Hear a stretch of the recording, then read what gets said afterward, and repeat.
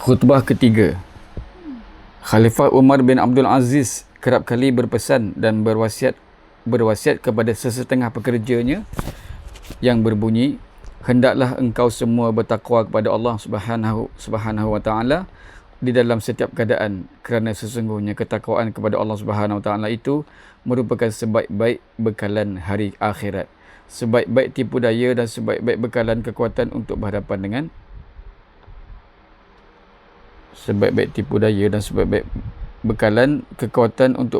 dengan musuh. Jadikanlah kemaksiatan kepada Allah Subhanahu wa taala sebagai musuh paling ketat di mana engkau perlu berwaspada setiap masa. Aku sendiri lebih takutkan dosa-dosa yang dilakukan oleh manusia daripada tipu daya musuh mereka. Kerana sesungguhnya ketika kita berhadapan dengan mereka, kita akan mendapat kemenangan dengan sebab maksiat musuh kita. Apa yang kata dia tadi? Kita hendaklah takut pada Allah zahir dan batin lah. Maknanya ketika Allah nampak dengan Allah tak nampak, kita hendaklah masa diawasi Allah, hendak rasa takut pada Allah. Takut. Dari kawan saya satu hal juga. Dia takut, dia mimpi takut mati, udah tak sembahyang jemaah. Aku sampai takut mati ni, Kau kenapa kau ni? Ada sahabat saya seorang tu, dia macam pelik pula kisah dia. Aku mimpi. Mimpi saya mati. Oh ya ke? Lepas tu aku bangun rasa sedih lah. Okay, Alhamdulillah lah. Alhamdulillah. Okey ke mimpi aku ni? Kata. Kenapa pula? Aku sampai takut ni. Sampai aku takut macam ini setan ni. Apa? Dia marah. Aku doakan kau dapat mimpi ni. Sudah kita pula. Dia marah. Tak. Cakap takwil lah mimpi tu betul. Aku sendiri boleh faham. Kalau dah mimpi terlampau takut sangat, sampai tak semayang, sampai takut nak sembahyang jemaah, apa benda ni lain dah ni. Kadang ditipu juga dia orang tu. Jadi takut ni satu tahap yang takut buat kita kepada Allah. Takut yang bawa kita kepada Allah. Bukan takut macam kita takut na'udzubillah lah, kita pecah manah, kantoi. Takut. Masa buat tu takwa tak ada lah. Begitu juga kita curi tulang, ataupun kita juga kalau kita makan duit anak yatim, atau kita khianat kepada kepercayaan orang. Saja pula tu. Dan saja tu memang tak ada takwa lah. Orang bertakwa ni, dia tetap datang pada iman dan ilmu. Ilmu dan iman. Semua mesti iman dan ilmu. Lepas tu Nabi SAW sabda, kalau nak selamat berjaya di dunia, hendaklah berilmu. Selamat dan berjaya di akhirat, berilmu. Nak berjaya di dunia dan akhirat, hendaklah berilmu. Dunia ilmu, akhirat ilmu. Dunia akhirat ilmu. Mana kalau baca huraian hadis tu memang mesti sedap. Sebab ilmu tu di setiap lapisan, fasa-fasa kehidupan sampai ke akhirat. Jadi bila ada orang ilmu untuk bertakwa, dia jadi orang bertakwa, dia merasa diawasi oleh Allah, maka dia terhindar pada maksiat. Maksiat ni lah kata Umar bin Aziz, kalau kita berperang pun, kalau kita tidak bermaksiat, maka Allah akan menangkan kita sebab musuh tu pula buat maksiat. Terbalikkan kata-kata, mafhum mukhalafahnya, maksudnya apa? Kalau kita buat maksiat, ada musuh. Musuh menang sebab kita buat maksiat.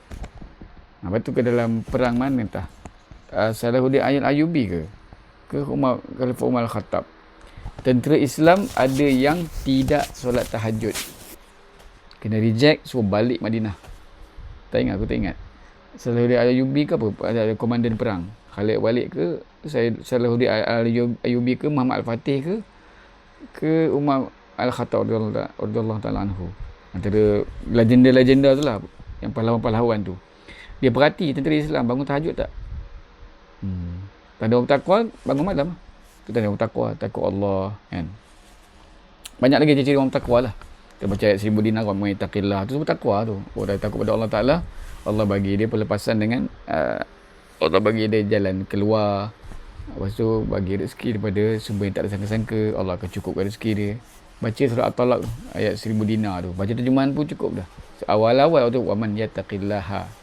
Orang yang beriman dan orang yang beriman Allah Ta'ala. Bacalah terjemahan dia.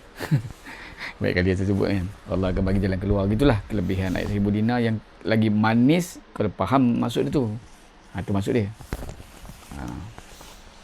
Sebab Allah Ta'ala memberi kemenangan kepada orang yang tidak ada maksiat ke atas orang yang buat maksiat. Itu cerita dia. Islam kenapa menang? Islam menang sebab tentera Islam tidak berbuat maksiat. Jadi orang kafir berbuat maksiat. Itu lagi teknikal secara harfiah, secara zahir lah kata-kata Umar bin Abdul Aziz. Sambungan kalau bukan kerana maksiat mereka, nescaya kita tidak akan mampu mengalahkan mereka, kerana bilangan mereka sebenarnya lebih ramai daripada bilangan kita, dan kekuatan persenjataan mereka mengatasi kita. Jika musuh kita tidak mempunyai dua kelebihan tersebut, nescaya kita akan dapat menewaskan mereka hanya dengan kebenaran yang kita miliki dan bukannya dengan kekuatan fizikal kita. Janganlah kalian semua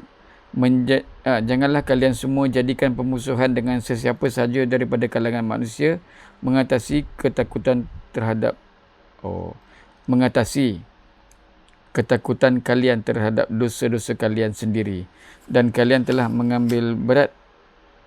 lebih mengambil berat terhadap permusuhan itu daripada memikirkan kesalahan dan kesilapan yang telah kalian lakukan. Jadi konsep muhasabah tu kena ada jugalah.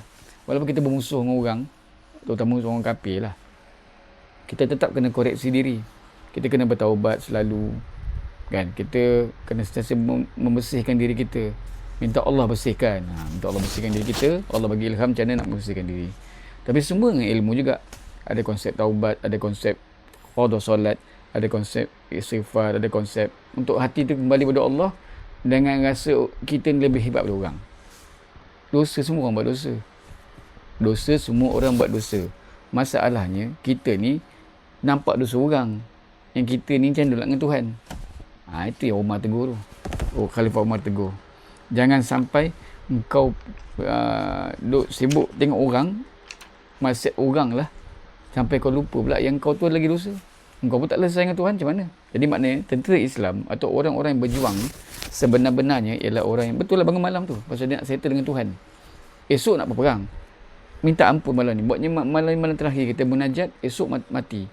Dan keadaan kita bergelumang lagi dosa dan kita mati. Di mata orang nampaklah syahid, di mata orang, dalam pandangan Allah yang Maha mengetahui. Itu yang takut tu. Sebab dalam mana tu tetap dipandang oleh Allah.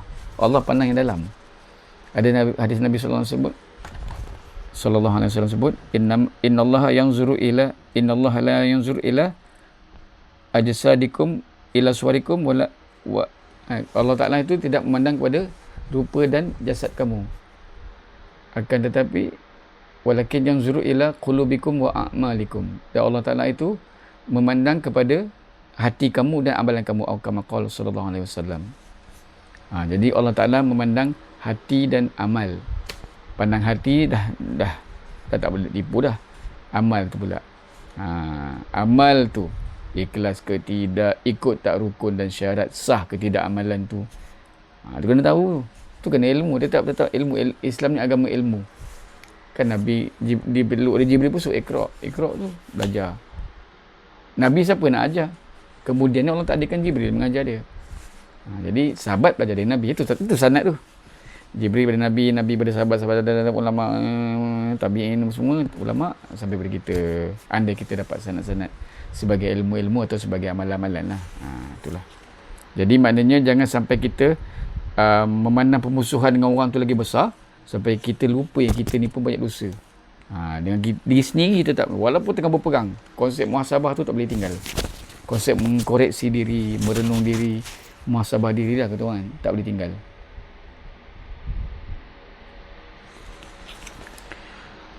Hendaklah kalian semua menyedari bahawa kalian sentiasa diawasi oleh malaikat-malaikat Allah Subhanahu Wa Taala. Mereka mengetahui apa yang kalian lakukan ketika musafir dan ketika berada di rumah-rumah kalian. Lantaran itu, sepatutnya lah kalian merasa malu terhadap mereka dan menjaga dengan baik persahabatan kalian dengan mereka, dengan malaikat. Dan menjaga dengan baik persahabatan kalian dengan mereka. Janganlah kalian mengguris hati mereka dengan melakukan maksiat.